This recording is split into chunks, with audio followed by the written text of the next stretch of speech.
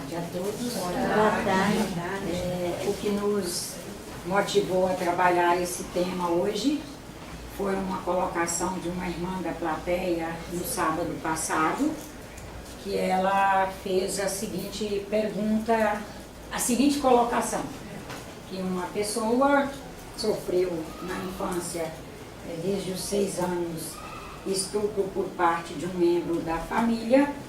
Ao parar num centro espírita, o médium espírita trabalhador ali disse para ela que isso é porque numa outra vida ela estuprou aquele avô. Então, isso é de uma gravidade enorme e nós resolvemos trabalhar hoje qual é o olhar que nós espíritas fazemos hoje acerca, inclusive, desse conceito. E tomei a liberdade de colocar publicamente, porque ela colocou publicamente. Se ela tivesse trabalhado isso num gabinete lá reservado, nós trabalharíamos os temas e jamais citaríamos o fato. Mas é porque eu sei que alguns irmãos que estão aqui hoje estiveram no sábado passado e iriam associar, e ela também não fez a menor objeção em ser trabalhado publicamente. Então, vamos pensar na caminhada da humanidade, porque a doutrina espírita, ela é uma doutrina, primeiro, fundamentada e fundamentando-se todos os dias na ciência, na filosofia e na religião. Se nós religiosos temos uma característica de sacralizar coisas em função de culturas antigas, que as religiões eram sacras e traziam conceitos sacros, e o que trabalhava na religião era imutável, no Espiritismo nós não poderemos aplicar essa prática, porque a doutrina é social, evolucionista, fundamentando-se na filosofia e na ciência, assim como na religião. O olhar de um filósofo nunca é o mesmo ao longo da eternidade, como o olhar de um cientista também. Então, esses dois vieses, esses dois pilares da doutrina fazem com que nós sejamos pessoas que estaremos sempre estudando, e à luz do que já é possível os espíritos orientarem a humanidade, espíritos encarnados e desencarnados, porque nós vivemos um conjunto de encarnados e desencarnados. Na medida que a humanidade vai caminhando, vai evoluindo, que é possível chegar a nós e nós trabalharmos novas orientações, nós alcançamos novos conceitos, nos atualizamos. A doutrina espírita é um processo de educação continuada e de autoatualização permanente. No início, a humanidade, por não conseguir, inclusive, entender o porquê dos acontecimentos, foi trabalhando em torno da lei do olho por olho e dente por dente, e acreditando que se a gente tinha sofrido uma coisa, se a gente fez um ato, deveria ser porque alguém já nos fez um assemelhado, e também o contrário. Se eu estou sofrendo isso, é porque eu fiz isto em um outro momento. Eu trouxe um texto, rabiscando algumas coisas, para nós verificarmos assim, como isso começou. Porque não surgiu do nada a cultura do olho por olho, dente por dente. Primeiro ela surge em função da busca de explicação, porque isso está me acontecendo. O homem sempre teve a necessidade de se explicar e de explicar aos outros. Todo trabalho de arqueólogos mostra isso, dessa necessidade do humano, quando nós chegamos a nos individualizar como espíritos, que para o espiritismo vamos fazendo uma caminhada.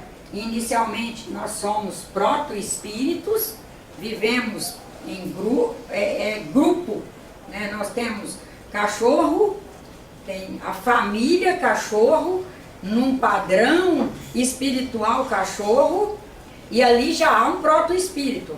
Vamos para seres menos evoluídos do que o cachorro, também já há proto-espírito.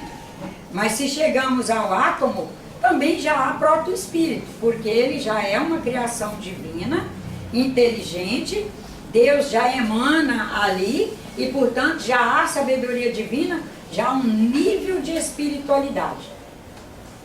Esses níveis de espiritualidade vão conseguindo, através do processo da experienciação, do processo do fazer, um átomo já combina com outro átomo, um átomo, mesmo isoladamente, já gera, já usina a sua energia no movimento ali de prótons e elétrons trabalhando, e em conjunto com nêutrons, e ali já há uma espiritualidade, ele já é sustentável, e ele já produz energia, já dissipa para todos nós, e etc.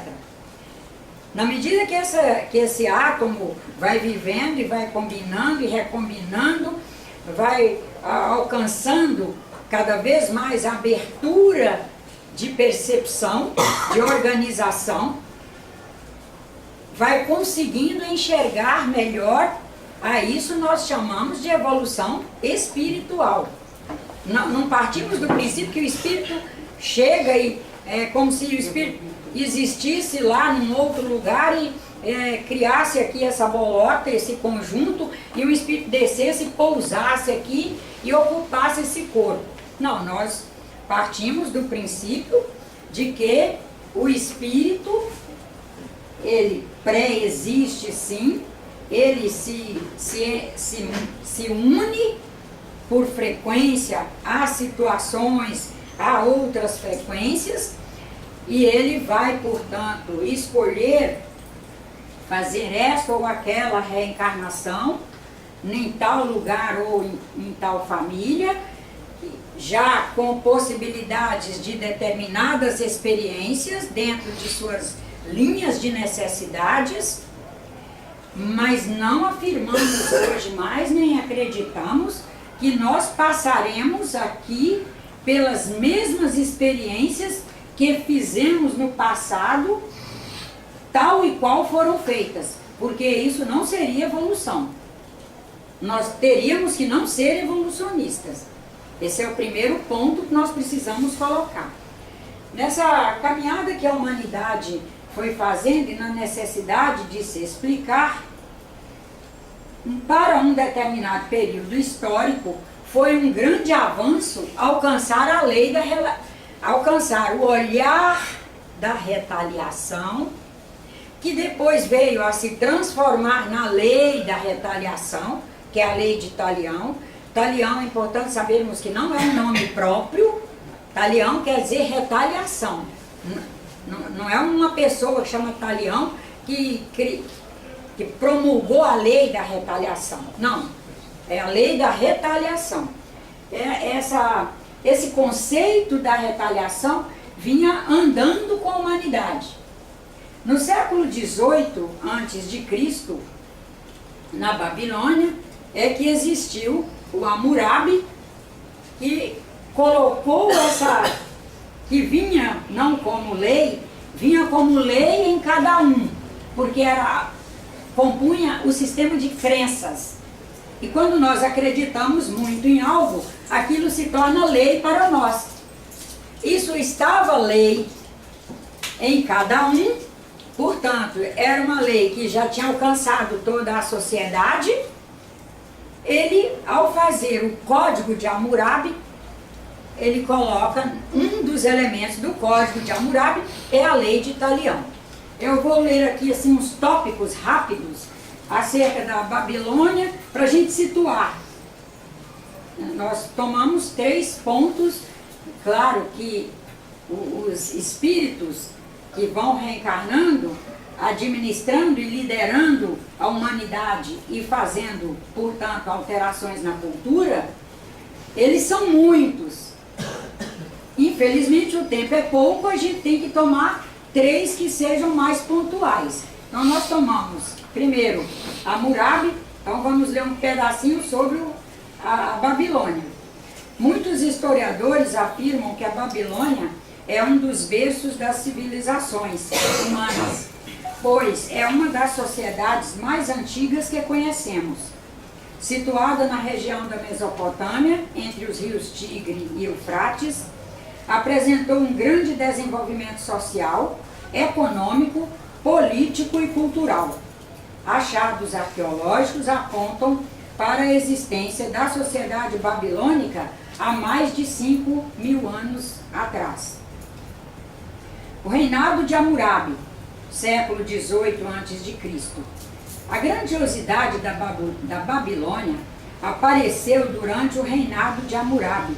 Este rei, utilizando sua habilidade bélica, importante esse ponto, utilizando sua habilidade bélica, conquistou várias cidades e regiões ao redor. Governou criando leis severas. O Código de Hammurabi baseava-se, em primeira mão, na ideia do olho por olho, dente por dente. E não é ele quem começou, tá, gente? Já vinha andando com a humanidade. Ele codificou. Olho por olho, dente por dente. Ou seja, a pessoa que cometia uma irregularidade ou crime pagava com uma punição no mesmo sentido e na mesma intensidade. Este código de leis foi registrado em escrita cuneiforme e gravado em pedras de argila. A economia da região era baseada na agricultura, praticada às margens dos referidos rios Tigre e Eufrates e no comércio. Durante esta época, a Babilônia tornou-se uma das regiões mais prósperas do mundo antigo. A cidade era composta de habitações luxuosas e grandes templos religiosos. Importante isso. Na cidade composta por habitações luxuosas e grandes templos religiosos. Estes templos eram administrados pelos sacerdotes, que também faziam a função de tomar conta das finanças do governo, fazendo assim parte da administração pública e interferindo na criação de conceitos que se tornavam elementos religiosos, políticos e daí codificavam-se como leis. Está indo tudo bem aqui? Para entender que não é apenas um administrador que fundamenta esses conceitos que se tornam leis e que a gente fica arrastando aí sem fazer uma reflexão maior, inclusive de que tempo eu estou vivendo. Agora nós vamos dar um salto e vamos para Moisés. Hammurabi, século XVIII a.C. Moisés, século XVI a.C. Ele vive de 1593 a 1450 a.C. Moisés e a lei mosaica. A lei mosaica pode ser resumida em primeira mão nos 10 mandamentos, que em língua hebraica são chamados simplesmente as 10 palavras, ou os 10 ditos. Os 10 mandamentos já regulamentavam a relação do ser humano com Deus e com seu próximo. Para fins didáticos, o Código Mosaico pode ser dividido em leis morais, leis civis, leis religiosas, que aí incluem também as leis cerimoniais. As leis cerimoniais regulavam o ministério no santuário do tabernáculo e posteriormente nos templos. Elas tratavam também da vida e do serviço dos sacerdotes e encontravam-se descritas especialmente no livro chamado Levítico. Em conjunto, o que foi parar na Bíblia, compondo a Bíblia. Mas estão vendo que é muito antes da Bíblia, né? Isso é para a gente vendo também que o Antigo Testamento é composto por obras não só religiosas, mas na grande maioria. E o maior peso dele é de escritas civis que inicialmente não eram religiosas, se tornaram religiosas na medida que nós fomos, vamos dizer, religiosando aqueles elementos. No judaísmo rabínico, além das 613 ordenanças da Torá, não sei se sabem que os israelitas têm em Moisés o grande profeta, o grande iluminador, uma grande liderança, e a Torá é todinha baseada nos trabalhos de Moisés, nos conceitos de Moisés. A Torá escrita, vou reler de novo. No judaísmo rabínico, além das 613 ordenanças da Torá escrita, há ainda as leis do Talmud, que são os registros dos preceitos religiosos e jurídicos transmitidos através da tradição, aí é o oral, e posteriormente compilados entre os séculos 3 e 4 depois de Cristo. A Torá oral e a Torá escrita são as duas colunas sobre as quais se sustentavam o judaísmo, suas práticas, devoções, e que de forma direta influencia ainda hoje e muito as sociedades modernas nos seus conceitos religiosos. Especialmente porque nós diríamos, nós endossaríamos o que está escrito aqui com relação a influenciar as sociedades modernas.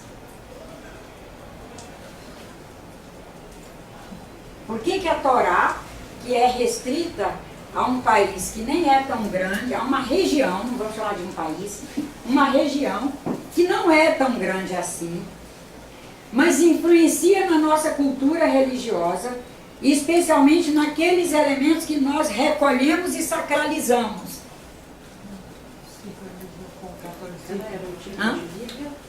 É um tipo de Bíblia. É um tipo de Bíblia. Para a primeira antes. E um povo bastante organizado e forte culturalmente. Os judeus são muito fortes culturalmente. Não tem como um povo forte não ser, de certa forma, formador de opinião.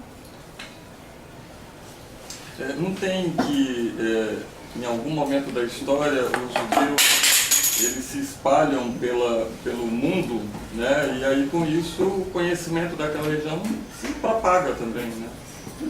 Não apaga o daquela região, é o contrário. Não, se propaga. Se propaga. Ah, sim, é isso aí. Era aí que nós queríamos chegar. Eles são muito fortes, eles se espalham por todo o mundo.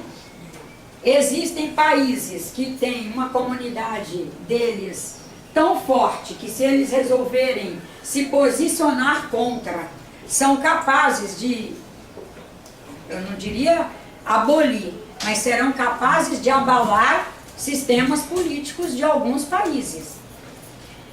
Um povo culturalmente forte, economicamente forte, porque são trabalhadores.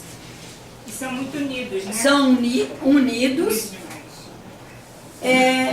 A cultura que eles trabalharem, com mais facilidade, permeará a todos nós. Agora vamos para Nabucodonosor, que já é bem mais próximo de Cristo, porque o império do Hammurabi, com a morte dele, a Babilônia entra em decréscimo, mas isso eu escrevi aí, né? Agora vamos para o reinado de Nabucodonosor. Nós vamos fazer o link com o tema aqui, viu, gente? Podem ficar tranquilos. Século 6 a.C. Após a morte de Hammurabi, a Babilônia perdeu força, mas não perde cultura e não perde alguns elementos culturais, dentre eles a lei de Talião. Afinal, era importante manter. Não tinha um administrador com o talento de Hammurabi, porque ele, apesar de ser um espírito bélico, ele é muito inteligente e ele inova toda a Babilônia. O reinado dele, quando ele deixa o reinado, a Babilônia é referência. Mas daí, de quando ele desencarna até o século VI a.C., ela sofre toda uma decrepitude, e nisso ela é invadida e conquistada por diversas tribos de regiões circunvizinhas. Voltou a ganhar poder e importância somente no século VI a.C., com o reinado de Nabucodonosor.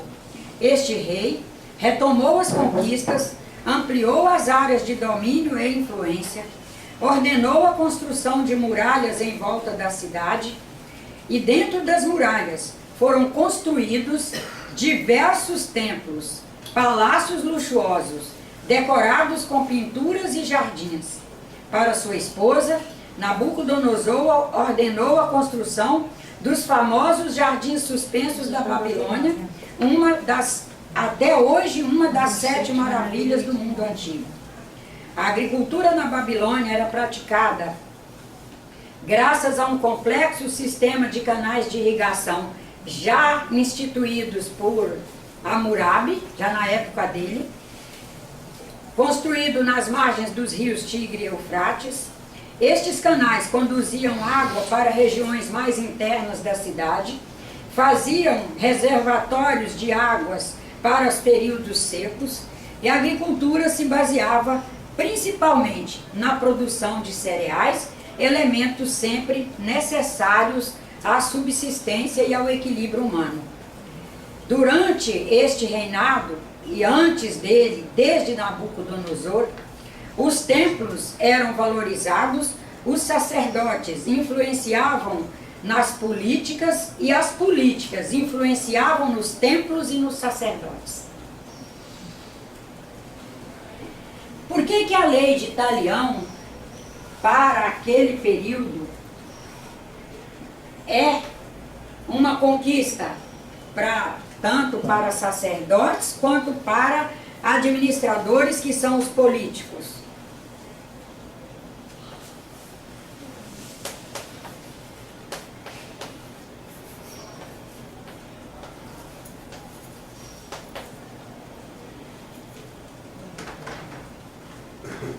Quem sabe hoje, se eu chegar para meu filho e disser que se ele fizer uma coisa agora e vai reencarnar depois e vai trazer isso na ficha dele, ele tem 30 anos, esse rapaz, tá? Só para ter uma ideia de tempo, também nós estamos fazendo uma linha do tempo. Ele vai dizer, ué, então você fala em evolução e você não acredita nela, né, mãe? Porque se você acredita que eu vou fazer um ato aqui, e essa partículazinha vai continuar, vai continuar, vai continuar, e depois vai estar com a fichinha exatamente igual, então não há evolução. Ele já vai ter condição de falar isso. Mas se eu falar isso para minha neta de 6 anos, ela vai fazer a mesma resposta? Para sobrinhos, netos de 15, vão falar a mesma coisa.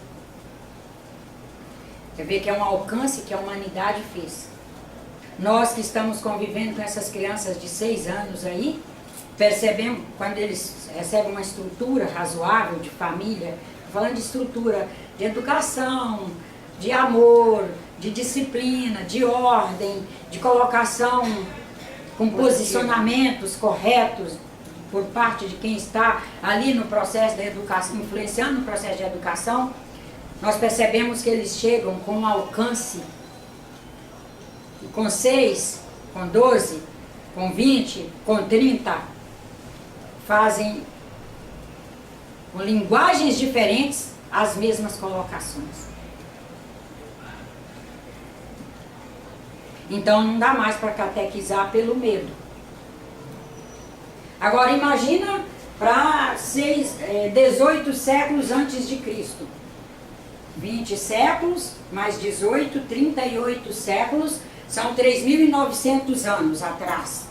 3.900 anos atrás, sem essa percepção que a física, a química, a matemática, os filósofos foram nos ajudando a construir, sem essas ajudas todas,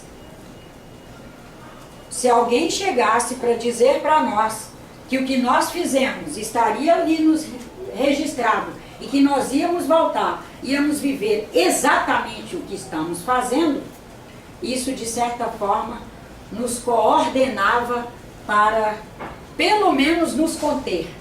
Não é que nos coordenasse para pensar, mas nos coordenaria para conter.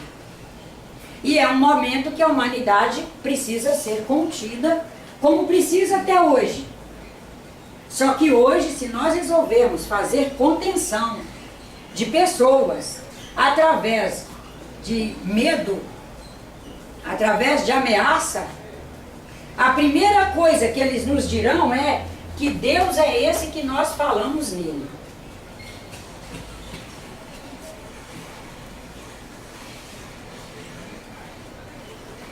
Hoje nós já temos condições, inclusive, de verificar que situações que nós passamos, necessariamente, nós não passamos porque trazemos aquela situação escrita na nossa ficha técnica,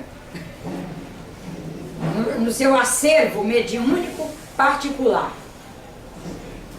Hoje nós já temos condições de perceber que quando fazemos um projeto reencarnatório, nos elegemos para vir para a Terra, que nós alcançamos essa estratosfera Terra no sentido de uma corporeidade, esse conjunto espírito, perispírito, corpo físico, estarão sujeitos aos eventos e às situações que ainda são possíveis na Terra. Aquilo que ainda for fato possível de acontecer dentro da cultura humana e das condições do planeta, que são dois grandes pilares, né? É o planeta com sua forma, seus eventos climáticos, sísmicos e etc. E a cultura, vamos dizer, a sociedade humana, a família humana, com suas características, o seu jeito de ser, de viver e, portanto, de administrar os meios e de promover eventos. Fizemos um projeto reencarnatório, nos incluímos nas possibilidades possíveis da Terra. O que vamos fazer, religiosos, não religiosos, homens de bem, é todos os dias nos esforçar para conseguirmos nos administrar de forma a fazer o melhor possível a nossa defesa, defendendo junto a humanidade.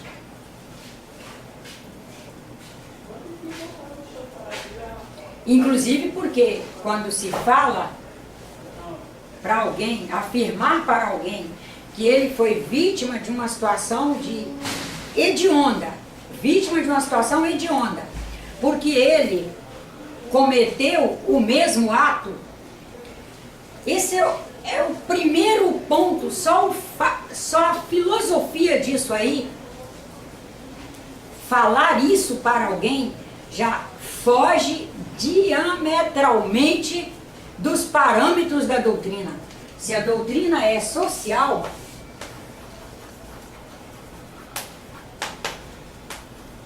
isso está dizendo que é para proteger a pessoa. Mesmo que percebêssemos isso em alguém, em nome de uma doutrina dessa, nós não poderíamos falar. Mesmo que nós percebêssemos. Olha, senhor Evair, o senhor está passando por isso, porque há 20 anos eu presenciei o senhor fazendo um ato que abriu a fenda para esse evento acontecer hoje. Mesmo que eu tenha presenciado isso, como espírita, falar com ele que foi por isso e por aquilo outro, não faz parte da orientação dos orientadores espirituais das casas.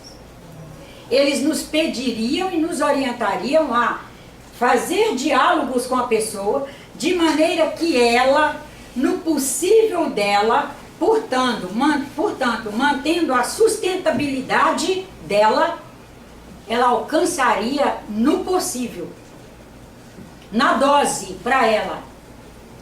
Daqui a um tempo que ela constituísse um possível maior, ela alcançaria um pouco mais. Daqui a um tempo, num possível maior, até um momento que ela, quem sabe, vislumbraria, e depois de vislumbrar, ela enxergaria abertamente: eu estou vivendo isso, mas eu abri essa porta. Mas nós vamos ter que ajudá-la a fazer isso, respeitando o possível dela, porque a sustentabilidade interna dela, em matéria de alegria de viver, condições de se equilibrar no meio, condição de se manter saudável, tem que ser mantida. Quando é o contrário? O que é o contrário? É o contrário. Não, você fala da forma da pessoa se manter equilibrada e dentro daquele parâmetro evoluir, não é isso? É. A evolução dela, não é isso? Uhum. Mas e quando não é assim, é o contrário? Ela tem como ela pensar que, eu hoje estou assim porque lá atrás pode ser que eu tenha feito muitas coisas erradas. Mas esse hoje, pode ser, já é imposição de nós, maus religiosos. Nós colocamos isso dentro dela. E quando ela É a lei de Talião que ela está colocando. ela está com a lei de Talião? Ela está exprimindo aí a crença na lei de Talião. Porque é uma pessoa que se você não está cabrestado pela lei de Talião, você vive a experiência e você diz assim: algo eu tenho para aprender com essa experiência, e com muita fé em Deus, os espíritos bons, encarnados e desencarnados, vão me ajudar a aprender com essa experiência para eu não vivê-la mais. Mas não vai para frente, mas continua. Quando a gente não vai para frente no possível dela. É que nós achamos que ir para frente é dentro do nosso possível. Suponhamos, o irmão Evair, gente, pega os de casa, por exemplo, ruim, tá, gente? O irmão Evair está lá vivendo com a Nájila. E há coisas na Nájila que ele vê que ela tem que melhorar. Que ele, com a ajuda dos senhores todos e de todo o processo cósmico está incluindo Deus, as orientações de Cristo, o exemplo de Cristo, o exemplo de todos os demais sábios que passaram pela humanidade, os não tão sábios assim, mas que tentaram acertar e estiveram aí batalhando pela sua evolução. Ele alcançou aquele patamar de enxergar e de viver à luz de um processo muito melhorado, evolutivamente falando, porque se construiu à custa dos senhores todos. E está ali, missionariamente ao lado de alguém que não alcançou isso. E ele está como semeador. Quem sabe algumas coisas do conjunto de coisas que ele vê que a Nájila tem que melhorar, ele vai desencarnar sem ver aquilo germinar e nascer. Mas está semeado. Isso é o que nós espiritualistas vamos alcançar. Não é que volta de novo. O espírita de hoje não tem esse negócio de volta. Tem a questão no contínuo da vida. A vida é um contínuo. Está aqui. Vamos pensar isso aqui, vida. E está aqui. Nesse contínuo, todas as sementes estarão sendo regadas. Na orientação espírita de hoje, o espírito é um terreno ecúmeno, ou seja, nenhuma semente morre. Aquele que desencarnou. Agora, se eu já trago semeaduras anteriores que subsidiam a germinação daquela semente, subsidiam o seu crescimento, seu nascimento, subsidiam seu crescimento, subsidiam sua floração, subsidiam sua produção de frutos e de oferta do fruto para a humanidade, o tempo vai ser mais curto, porque eu já fui semeada muito antes e venho trabalhando isso muito antes com todos. Alguns elementos nós iremos parar sempre em grupos sociais, onde encontraremos irmãos que sabem muito mais do que nós nos sentidos, muito menos do que nós noutros, e um pouco assemelhado a nós noutros, para a gente ter inclusive sustentabilidade. A questão é nós queremos que todo mundo faça o mesmo tempo. Vocês já estavam aqui quando a gente trabalhou o Kairos. O tempo de Deus no ser. Isso aqui é que determina o tempo que eu alcancei determinados elementos num nível de evolução melhor, vai me permitir fazer respostas mais rápidas àquilo que a humanidade plantar em mim de bom. Nós, pela lei de Talião, porque como nós estamos acabrestados pela lei de Talião, tanto que médium espírita ainda está no centro espírita falando para uma pessoa que já foi lá sofrida, a pessoa já foi sofrendo que chega, eu não tenho que aumentar o sofrimento, eu dizer assim, você está passando por isso porque você quebrou esse copo na outra vida. Ela já entrou lá com um sofrimento, por que que eu vou fazer mais um? Ela entrou com um e saiu com dois, é justo? Essa é a nossa indagação. É justo a casa de religião aumentar o sofrimento das pessoas? Não, não é justo, mas aquela pessoa, ela não consegue ir para frente, ela não consegue evoluir, ela não consegue... Porque a gente quer que ela evolua no nosso tempo. A primeira coisa que tem que fazer é entender Cronos e Kairos. Cronos é tempo cronológico, é o tempo, 1 minuto, 2 minutos.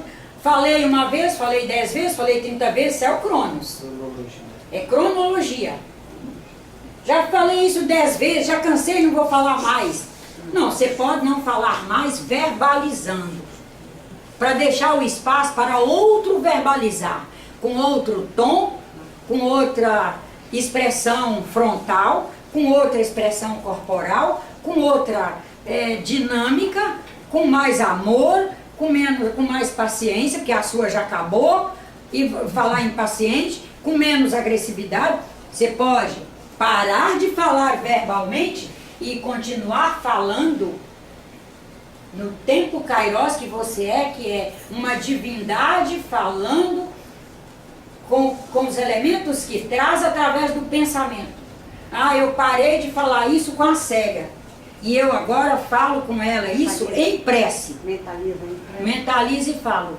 Quantas vezes ao dia for lembrando, vai falando. Mentalmente. Falando positivamente. Não é também, porque aí se a gente for para falar, porque você não muda, porque você aquilo, isso aí está na lei de Talião. Mãe para filho. Não, fulano com muita fé em Deus, você está alcançando, e aí a gente põe o objetivo. E falando negativamente, alcança, pensando negativamente, alcança o outro, prejudica o outro? Prejudica o outro. Nós vivemos uma aritmética. O cosmos é aritmético. Deus é aritmético. Deus é aritmético. Senão não teria nem sentido eu adubar minhas plantas, oferecer coisa boa não faz resultado. O Luiz lá, você trabalha com plantas também, né, Luiz? Tem que cuidar, né? Hã? Tem que cuidar. Tem que cuidar. E quando, por exemplo, nós sabemos ali claramente quando a gente fez uma linguagem boa e quando a linguagem foi ruim. Só que planta não é essa coisa de ficar ali falando, é falar através dos atos. Vou capinar em volta dela, vou fazer uma coroa de matéria orgânica para não aquecer tanto, eu vou colocar esterco, eu vou ver um jeito de uma água chegar aqui com mais vezes, com uma frequência de mais vezes por semana, e você vai ver a resposta. Agora vamos para o humano. O humano, a complexidade é maior. Primeiro porque quando nós somos pessoas que estamos tratando-nos como espíritos e tratando nossos irmãos como espíritos, nós sabemos que estamos todos aqui sob a égide de 4 grandes contextos do espírito. Nós estamos aqui trazendo contextos missionários, contextos expiatórios, contextos probatórios e contextos kármicos. Até para me ensinar a ter mais paciência, algumas pessoas do grupo social que eu escolhi viver serão pessoas que eu, na minha encarnação inteirinha, vou investir neles, mas eles são pessoas que estão naqueles elementos num padrão que ele precisa daquela semeadura feita dia a dia para ele conseguir que não, sei lá, se daqui 50, se daqui 100 anos, aqueles elementos germinarem e ele fazer uma abertura de consciência acerca deles e daí mudar comportamento. Mas eu escolhi, por um processo kármico, que é o sentido da lei nos ajudando a construir paciência, nos ajudando a construir persistência, nos ensinando a construir disciplina, escolhi inserir num grupo onde alguns irmãos que estão ali, às vezes irmãos biológicos mesmo, biológicos, e às vezes alguns filhos biológicos, pessoas que eu vou karmicamente investir todos os dias, vou desencarnar sem ver aquilo frutificar, e a minha alegria vai ser todos os dias, se eu te puder, ao final de cada dia, dizer: eu fiz o meu melhor. A alegria vai ser essa. É essa. Porque como nós estamos cabrestados por Talião, por lei de Talião, a gente já mudou inclusive o sentido da palavra karma. Os espíritas põem karma como castigo. Você está com essa pessoa que não avança no que você quer, porque noutra vida você fez isso e fez mais aquilo com ela.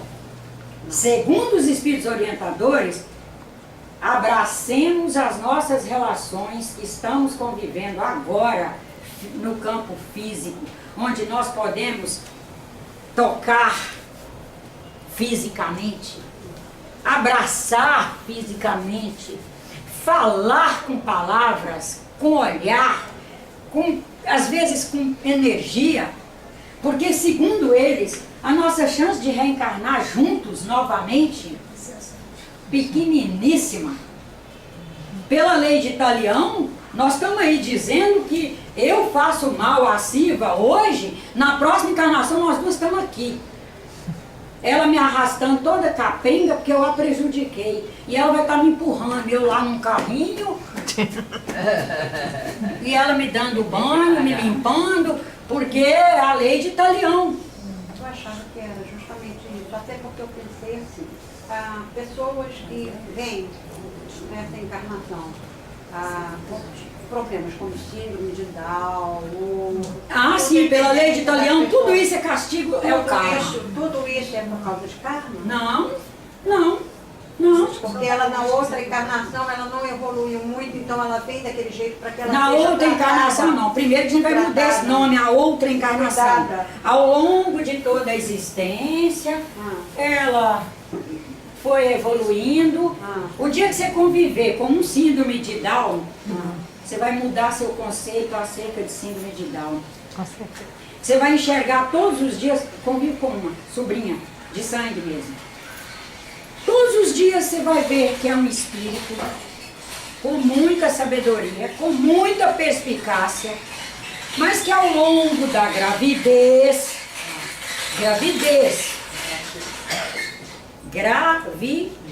ao longo da gravidez, logo nas primeiras horas, aconteceu um acidente e os espíritos nunca negaram as possibilidades de acidentes genéticos, acidentes biológicos na Terra. eu sempre falo. Que se é fato, nós não temos que jogar para a lei de Italião. Sim, mas é porque... Mas vamos lá, senão não anda. Se depois você agenda um gabinete, que aí a gente conversa isso melhor. Senão eu não sigo com o tema. Por quê? Pela lei de Italião, cada vez que vem uma anomalia, uma dificuldade, um isso, um aquilo, é castigo por outra vida Não que para a pessoa você... que vem, mas Agora, aquela que cuida. olha só, o missionário, por que ele não é valorizado? Por quê? Porque nós ainda não valorizamos o caráter missionário das pessoas, que é um caráter super nobre. Aquele espírito, suponhamos lá, vamos para minha família, com certeza se eu ouvir essa palestra, eu assistir, não vai se incomodar de eu ter citado. Então é família, eu posso fazer isso. Tá. Suponhamos que a minha sobrinha, um espírito, que tinha andado muito na área da matemática, conhecimento, tinha se empolgado, tinha se tornado, foi andando, várias encarnações, se tornou uma grande matemática, uma grande, ou uma cientista social. Dei matemática como um exemplo, tá? Pode ser qualquer área. E ela foi se encantando, mas também aqui na Terra o encantamento anda às vezes junto com a arrogância, quando o espírito ainda não caminhou muito em outros sentidos. Mas também anda junto com um certo pouco caso com relação à sua vida pessoal, em relação a cuidados. Também anda junto, às vezes, com falta de gratidão, no sentido daqueles que cuidam, os que estruturam nossa vida, é o que varre nossa casa, é o que passa uma roupa, é o que prega botão para quem não sabe pregar botão. A valorização desses elementos todos e tantos outros, ele escolhe uma encarnação num período onde ele se candidata a vir reencarnar num grupo social com algumas possibilidades de doenças, inclusive, desse tipo, para passar pela experiência missionária com relação a si, de aprender o que ainda não aprendeu, não é porque errou, ele ainda não aprendeu.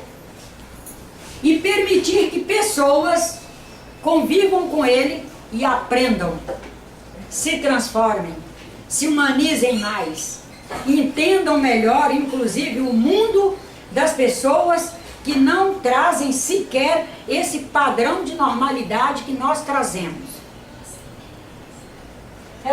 Esse espírito está ali numa condição missionária, ela está ensinando a todos nós a mudar o olhar, a mudar a percepção que temos e como avaliamos uma pessoa com qualquer nível de deficiência. Ele está fazendo um grande processo expiatório, porque ele passa horas e horas com ele mesmo, porque ele não consegue muito, não consegue estudar muito, não consegue ler, não consegue se alfabetizar, não consegue determinadas atividades que nos colocam o dia inteiro com a cabeça rodando, né? Trabalha, lava, passa, cozinha, busca isso, vai à feira, vai não sei o quê, cuida do neto, cuida do filho, cuida do Daniel, fez a cirurgia, não sei o quê, vai lá, faz um passe. Ele vai ter mais horas com ele mesmo, ele vai espiar, ele vai caminhar muito mais para dentro de si. Ele vai conseguir provar a nós mesmos que ele é feliz, que ele tem momentos de felicidade, mas que com a deficiência dele ele tem também de profunda infelicidade, que ele tem percepções, ele está o tempo todo fazendo um processo probatório, onde ele prova para si e nos faz provar também, prova a nós também. E nós estamos ali, diante de um fato que naquele período da história é lei, naquele período, não estou falando que ele vai ser sempre, não. Nesse período reencarnatório, meu nessa família, do Evair nessa família, daquele menino, daquela menina nessa família, nós estaremos vivendo um processo kármico, por exemplo, ligado pelas leis da Terra. Agora vamos para as leis da Terra. Aquela pessoa nunca terá uma profissão em que nós tenhamos a segurança de que ela vai ser, por exemplo, sustentável por um trabalho, sustentada por um trabalho dela. karmicamente, nós todos estaremos olhando e já missionariamente e expiatoriamente, e probatoriamente, porque esses três contextos trabalham-se e são trabalhados simultaneamente, não é uma filhinha que trabalha agora um, depois o outro. Missionário, nós estamos o tempo todo trabalhando esses três contextos. Nós, karmicamente, estaríamos sempre, por exemplo, pensando assim, se meu irmão e minha cunhada desencarnarem, nós seremos um casal para acolher e para cuidar. Isso vai estar nos ajudando, por exemplo, a ser mais comedidos. Se nós estivermos fora da lei de Talião, nós estaremos olhando um ser cósmico, olhando para um evento que é cósmico, ligado à Terra. Um ser cósmico olhando para outro ser cósmico, para uma situação que aqui na Terra existe, e nós tomando posição. Não estamos pensando quem ela foi, o que ela fez, nem por quê. Não estamos buscando por quê. Espírita de hoje não vai a centro espírita saber por que ele está, a não ser que seja um porquê bioquímico. Aí sim. Bioquímico. Alguém marca um gabinete com a Nádia, sabe que ele é farmacêutico, você vê assim, Nádia, por que eu estou amanhecendo com meu joelho duro? Aí você vai logo, quantos copos de água você bebe por dia, quanto você faz de caminhada, quanto você faz de alongamento, quanto você come de agrotóxico, reduza os agrotóxicos até zerar, e etc, etc. Esse porquê aí, todo espírita deve buscar. Agora, por que eu reencarnei numa família que o pai era esquizofrênico e a mãe era isso e era aquilo? Ué, você desencarnou porque você escolheu aquele grupo. Frequencialmente você teve frequência para sintonizar com aquele casal.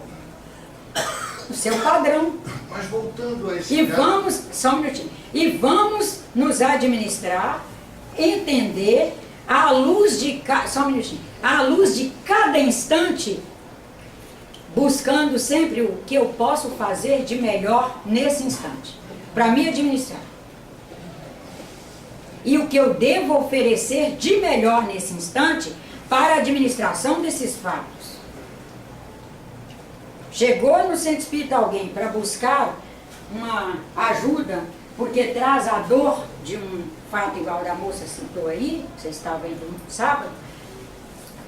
A primeira conduta, minha querida, você pode saber que para o resto da sua vida, se sua alma for grande, você terá crescido muito. Porque você vai firmar em você o compromisso de ser saudável à humanidade.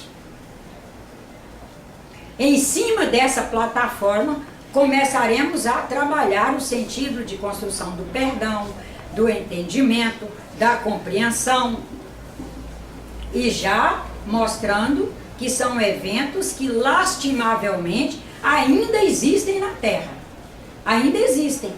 E nós temos que cuidadosamente estarmos aí fazendo, inclusive, o processo de educação para que eles possam ir diminuindo, diminuindo, diminuindo, diminuindo, até desaparecer. A casa de religião é uma agência de educação, assim como a escola, a família e etc. Pois não, irmão? Mas nesse caso que a senhora, no sábado passado, levantou, qual seria a atitude espírita, tendo em vista a convivência com um avô pedófilo e uma neta abusada?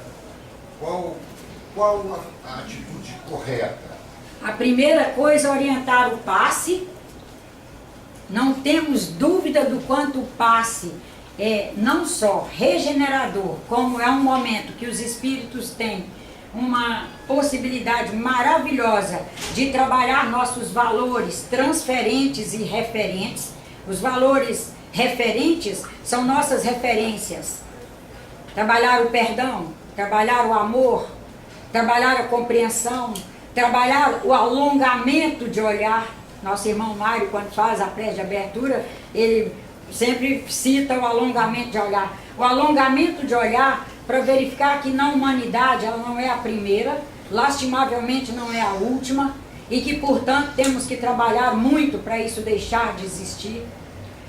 orientar para a sala, o gabinete de reciclagem, que é um plantão permanente de espíritos atendendo, acolhendo e suavizando dores. Quando você suaviza dor, permite que a pessoa se veja melhor e veja o que ela pode tirar de melhor dessa experiência. E o melhor da experiência é aprender a perdoar, aprender a compreender, aprender a amar o diferente. Buscar aplicar efetivamente a lei de amor. Ajudá-la a enxergar que quem ama não odeia. Não odeia. Quem ama efetivamente não odeia.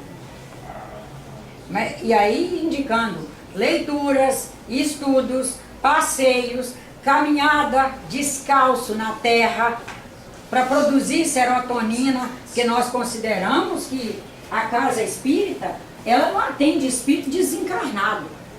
Nós temos plena convicção de que espírito desencarnado, graças a Deus, está muito bem atendido, não, recebido, orientado e atendido pelas equipes espirituais desencarnadas. Cabe a nós orar, ter gratidão por eles, laços afetivos, efetivamente fortes por eles, isso sim. Mas eu falo ficar aqui catequizando espírito desencarnado. Irmão, saiba que você já morreu, e não sei o quê. Isso nós já sabemos que faz parte lá do tempo de Leite Italiano. Que espírito desencarnou, já sabe que desencarnou. Ninguém é tão bobo assim que não sabe que não está mais com o corpo. Aí, ajudar essa pessoa a encontrar as coisas que ela efetivamente traz. Talento para fazer. Talento. Ah, você gosta de limpar casa? Se for pessoa das comunidades mais simples. Encha sua semana com diárias. Seja diarista e vá selecionando. As casas que não te trouxerem equilíbrio e conforto emocional, vá trocando, vá trocando. E pode saber que você... Aí é a pessoa que tem condição de fazer um curso. Ah, que curso você gostaria de fazer? O que você gosta de fazer? O que você gosta de ler? O que você gosta de estudar? Porque uma coisa é certa. A angústia profunda, ela não ocupa o mesmo espaço ocupado pelo trabalho. Trabalho digno. Porque o trabalho digno e honesto e feliz, ele gera tanta serotonina, que a serotonina equilibra a adrenalina que a gente produz e a gente administra a angústia. A gente muda o olhar, muda o foco. E outra coisa, o trabalho nos faz, todos os dias, no horizonte, enxergar muitas coisas para nós nos ocuparmos. E são muitas, é o tempo todo, é como se fosse uma fonte efervescente e que ela fosse jorrando o tempo todo algo que você precisa interagir, tomar posição, fazer, ajudar, compartilhar e etc. E ela vai administrando aquilo e aquilo sai. Isso tudo, meu irmão, foi para chegar aqui, ó. A situação sai do absoluto para o relativo. E nós hoje já temos condições de fazer isso, relativizar. Eu faço essa pergunta porque esse tema levantado eu acho muito pertinente no sentido de que quando isso ocorre dentro das famílias, isso é comunicado, num primeiro instante há um certo espanto e geralmente depois isso é acomodado, ou seja, não se tem coragem de falar no assunto, de abordar o assunto de frente, tanto para o agredido como para o agressor. Como isso, para os que estão ali sofrendo. Estão em volta, todo mundo sofre. Isso no nível familiar, tanto no nível institucional, a gente tem visto aí.